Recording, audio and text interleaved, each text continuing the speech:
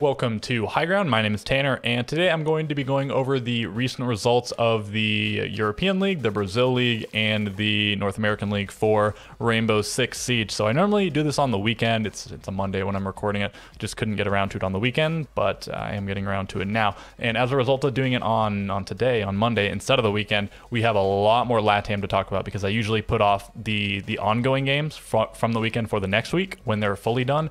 But now they are fully done because the weekend's over. So we have like 5 Brazil games to talk about. Their league is done. They have to play the Copa Elite 6, but much to talk about there. We're going to start with Europe, where there was only 1 play day, and North America 2 play days, but we'll get to them in a little bit. So yeah, Europe is actually ongoing now because it's a Monday. They play on a Monday, but we're not going to worry about the current results. These are the most recent completed results. So from a week ago, TT9 lose to Na'Vi in round 12. TT9 has lost in round 12 3 times and round 11 once. So no points on the board for them.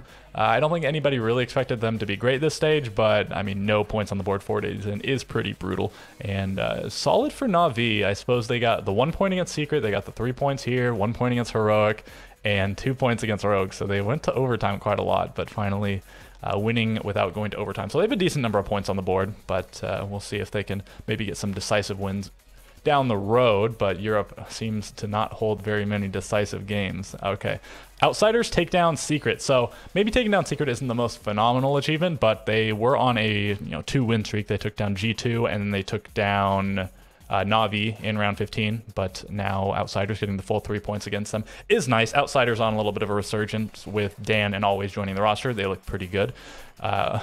They look pretty good. Maybe they don't look amazing yet, but they are definitely improved. Okay, Rogue versus G2. The biggest destruction of the stage thus far. You see we have another 7-2, but up to this point, this was the first 7-2. No 7-0s, no 7-1s. We had like 1 7-3. A lot of close games in Europe, as I said, but Rogue taking the decisive victory over G2, who are kind of struggling. They got 1 point versus Secret. They got 3 points versus Wolves is pretty solid. But they of course got no points on the first day versus Heroic and no points versus Rogue.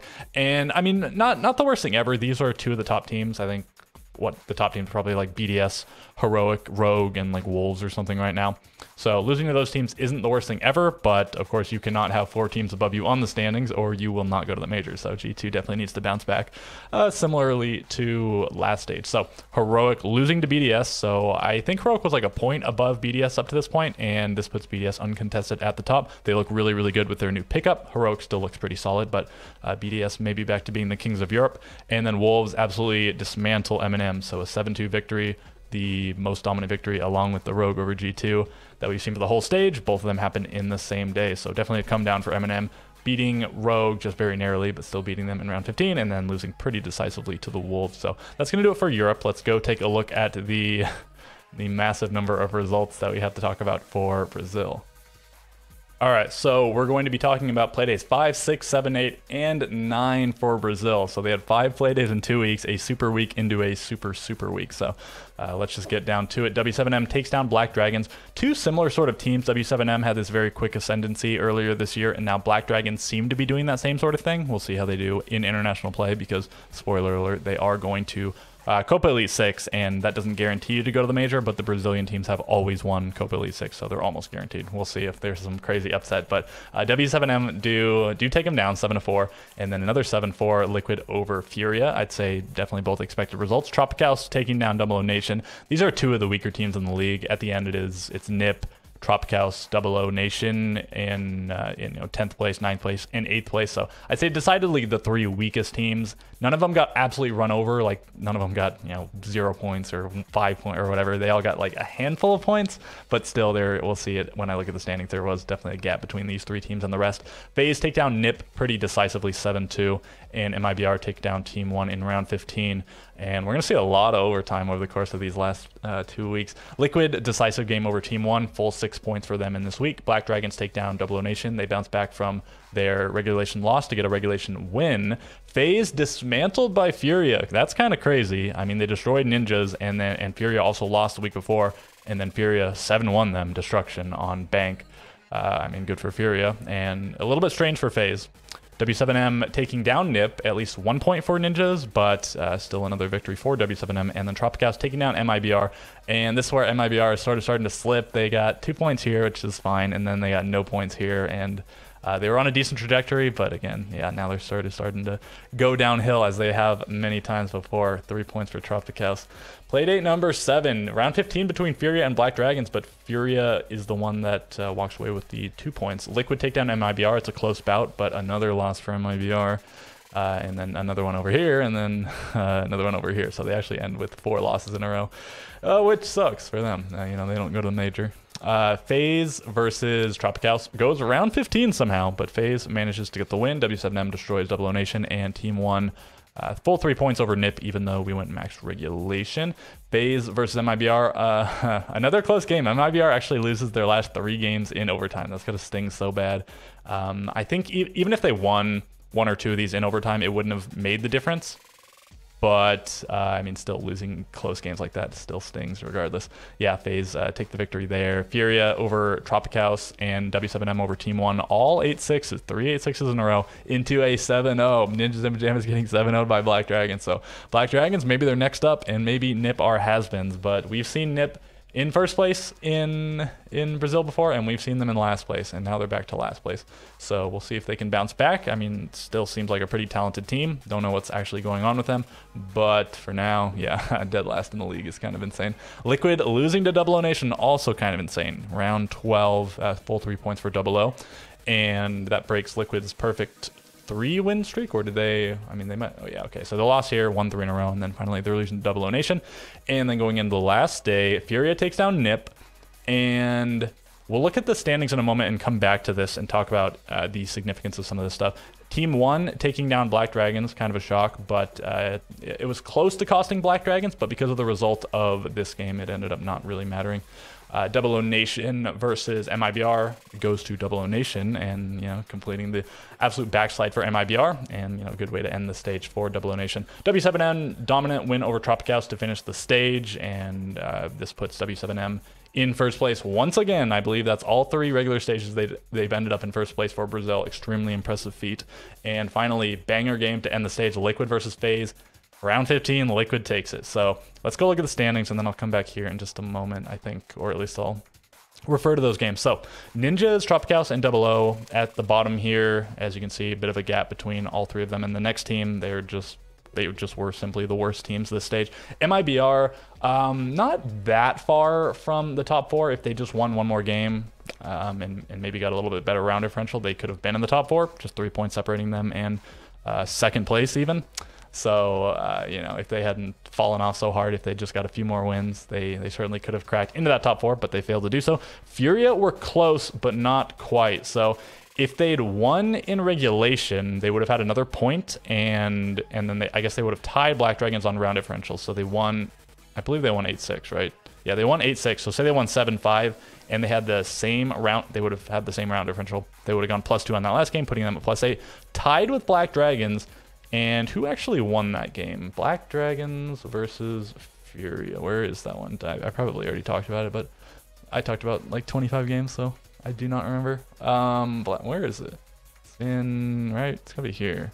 Yeah, Furia won it. So if Furia had won 7-5 instead of 8-6, they would be going to the major instead of Black Dragons, but that's not what happened. And Team 1, they needed 1 more point. Just any 1 more point would have put them in the second place. They missed out pretty narrowly, and there's also some other combinations of like Black Dragons. If Furia had won 7-5 and then Black Dragons had won or lost 1 fewer round, whatever. There's a bunch of different combinations, but just know that Team 1 and Furia were very, very close to making the Copa Elite 6, but it is Black Dragons that make it. FaZe Clan also pretty narrowly made it, and Liquid as well. Liquid coming into the final day with only 14 points, and FaZe on 15. So FaZe needed to get at least 1 point. If they had lost in regulation, they wouldn't have made Copa Elite 6. If Liquid had not won, they wouldn't have made Copa Elite 6. If they lost in round 15, they end up winning in round 15 versus FaZe. If they'd lost there, Liquid would not be going to the major. It would be Team 1 instead of them. So, man, it just came down to be so close with W7M. I mean, the clear top, but only by a single game. MIBR, a single game below the pack. But then, again, the pack consisting of 5 teams, all on identical points or being 1 point shy. So crazy, crazy stuff. LATAM ended up being very, very exciting on the macro and the micro level. The macro level, what we just looked at, where every team ended up being very close, but we saw so many close games, so many overtimes. Yeah, just a very entertaining stage overall. And that's going to do it for LATAM. So, I mean, again, it's probably going to be these 4 teams going to the major, but they do have to contend with a few other LATAM teams, non-Brazilian teams, in order to see if they will be going. But history has proven that Brazil always wins. I don't think a Brazilian team has ever lost a spot in Copa Elite 6 to a non-Brazilian team. So, again, we'll have to see that going forward. But let's go talk about the North American League. And so finally, we have the North American League. So I put it on a little bit different of a view so we can see play days 7, 8, and 9, just get context. You can see the other results if you want to, but we're going to be mostly talking about what happened in play days 7 and 8. We'll look at the standings, and then I also want to look at the current standings for the season at large, because it's quite a close race for making it to the NAL finals, assuming we have an NAL finals. I guess I don't know if that's been like fully confirmed, but I'm assuming we are going to be having them just like we did last year.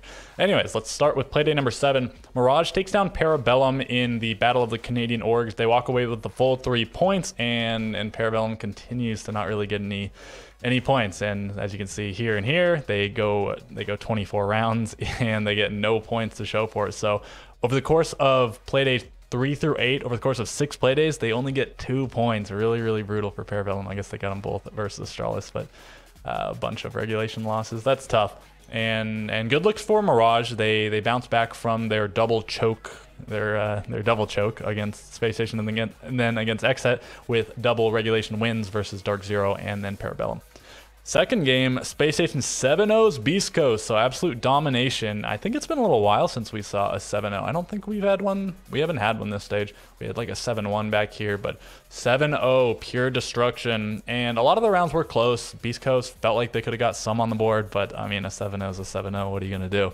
Space Station, they lose 2 rounds in the previous playday. They lost no rounds here, and then the next playday we're going to talk about, they lose a single round. So 3 rounds lost in 3 games, and one's against Beast Coast, sure, but one's against Xset, one's against Astralis, 2 very good teams in the past. And well, Xset, it turns out, not going to the major. We'll see the standings in a little bit, but a little bit of a spoiler, Astralis still in contention for the major. So very impressive by Space Station, potentially returning to form from last year's stages 2 and 3, where they were the kings of NAL regular stage. They only lost a single game in each of those stages. Xset lose to Astralis 3-7 on Border. This is the map that they played each other on in the Charlotte Major, and Xset actually won it back then, so a little bit of a redemption. Astralis walking away with the victory pretty decisively 7-3. Oxygen take down Sonics, definitely a surprise. Oxygen had been very, very bad. They finally got their first win versus the other really, really bad team in Beast Coast, but now they're sort of on the ascendancy. Too late to make it to the major, but still in time to potentially hang on to their NAL spot, and still maybe enough to lock themselves into SI after playday number 9. I think even after playday 8, they're not completely locked in, but they're so overwhelmingly likely that it probably still doesn't matter, but you know, they could lock themselves in. So a little bit strange to see Sonic lose here, but Oxygen was always a team that people were expecting to make the bounce back at some point. TSM take down Dark Zero, and I believe this puts TSM into first place. I think this puts them over Sonics. Certainly after playday 8, they're a full 3 points ahead of them, but I think this puts them onto the same point total, and TSM has the better round differential. So yeah, Dark Zero, a little bit of a heartbreaker. Doesn't take them out of major contention, but they basically need to win their last 2 games, and as you can see here, they do not win this. So Dark Zero not going to the major either. Let's go to playday 8. Yeah, Space Station 7-1 over Xset. Another surprising loss. Xset back-to-back losses with both of them being pretty dominant.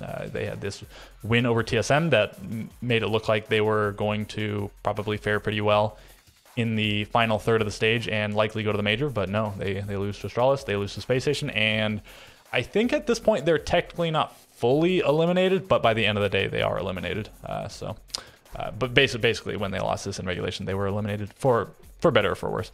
Oxygen destroyed Dark Zero, one of the least close games that we've seen, a 7-2, and this crushes Dark Zero's hopes of going to the major, and I suppose it kindles the fire for Oxygen going forward. Maybe we'll see a very fierce team going into the NAL finals if they make it there, and the 6 Invitational if they make it there, which they most likely will. And then we have Astralis take down Sonics. So the clean 3-0 sweep for Astralis over Sonics in 2022. They won 7-1, 8-7, and now 7-3 over the course of the 3 stages. And it's a big turnaround, because back when they were Disrupt, they had this awful record against Sonics. Sonics lost them like 1 time ever, and it wasn't even in like a fully official match. It was a qualifier or something, but now, yeah, the full 3-0 is crazy to see. And this puts Sonics in a precarious position in the final day. They play a win and in. Even if they lose, they could still go. We'll talk about that more in a minute. And this keeps Astralis' hopes of going to the major alive, and maybe even this will allow them to steal a spot from Sonics, who they beat here. TSM takes down Parabellum, so yeah, again, another close loss for Parabellum, and another 3-point win for TSM puts them, well, sends them to the major guaranteed, and this puts them in, I think they're locked into like top 3 or something, and probably they'll be first or second depending on how their final game goes. And then Beast Coast versus Mirage, a crazy game, definitely one to watch if you want to see some zany action, but to the surprise of many, Beast Coast take down Mirage. If you actually predicted Beast Coast, not as a joke pick, I mean, kudos to you. You made quite the bold prediction, and it paid off. And I mean, I guess you got it right, even if it was a joke pick. But you know, maybe you'll lose a little bit of credit there. Mirage, I mean, they're just sort of chokers, I guess. They avoided the choke versus some teams, but they choked versus Exet. They choked versus Space Station, and now being up 5-2 against Beast Coast, the worst team in the league, they choke as well, and they lose like 4 rounds in a row, and then they push overtime, and then they lose in overtime. So if they'd won this, they'd definitely be in a better position going forward. I think I guess they'd be locked into the major if they'd won this in regulation, but even if they'd won this in overtime, I think they still wouldn't be fully locked in. I think they could still be passed, I believe, by Astralis and Sonics, if that were the case. But anyways, the full 3 points would have sent them to the major, and now they need to get the win versus Sonics to go instead, which is quite the daunting task. So let's take let's take a look at the standings, and then we'll talk about these matchups a little bit more. Okay, so going up here, TSM and Space Station, the only 2 teams locked in the major, are actually playing against each other. The winner probably gets first place. If Space Station wins in overtime, they'll still get second place. If TSM wins, they're first place. If Space Station wins in regulation, they're first place.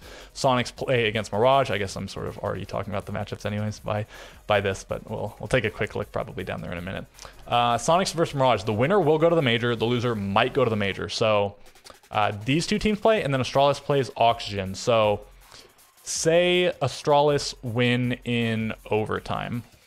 They will not go to the major if these 2 teams go to overtime at all. And also, if Sonics loses, they probably won't go to the major. If Mirage loses in regulation and Astralis wins in overtime, Astralis will go to the major. They will pass them on round differential and tie them on points, so they'll go.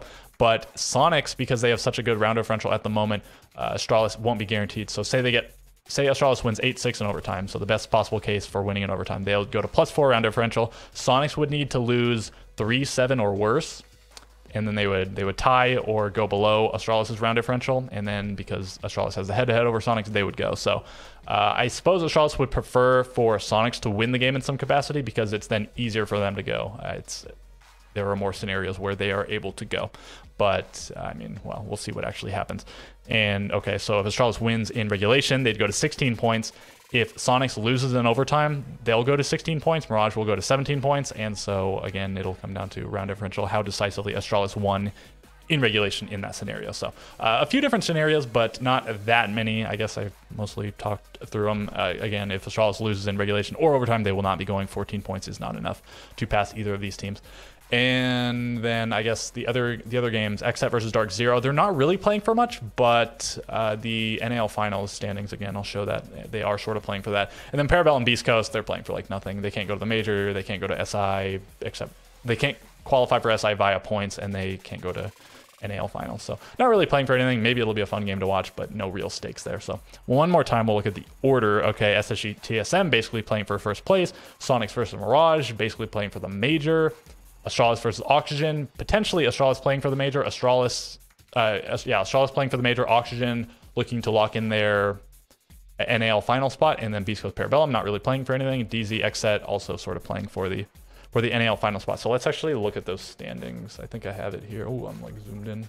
Really? Okay, so here are the current standings. Astralis will be going to the NAL finals, again, assuming we do have them. But the other spots, it's not totally clear. I guess TSM cannot make it, but Sonics looks like, I guess they can squeeze in there. Depending on the tiebreak. Wow, they're only a +1. I think they actually cannot make it because XSET's on 43. Even if they tie them on 43 points, I'm assuming a round differential is the main differentiator here. So I guess Sonics can't make it. It looks like it's going to be Oxygen, Dark Zero, XSET, Space Station. 3 of them will make it. So if Space Station loses, they will not make it. So Space Station needs to win in overtime or regulation. Might not matter, but obviously regulation's better. Dark Zero and Xset play each other, so winner of this will definitely be going. The loser could still go, and then Oxygen, I guess, can they? I don't know if they can actually lose their spot now that I'm looking at it. If Xset won in regulate or won in overtime versus Dark Zero, they both go on to 45 points. But yeah, it looks like Oxygen would still have the better round differential than Dark Zero. So actually, take back what I said. It looks like Astralis and Oxygen are locked in.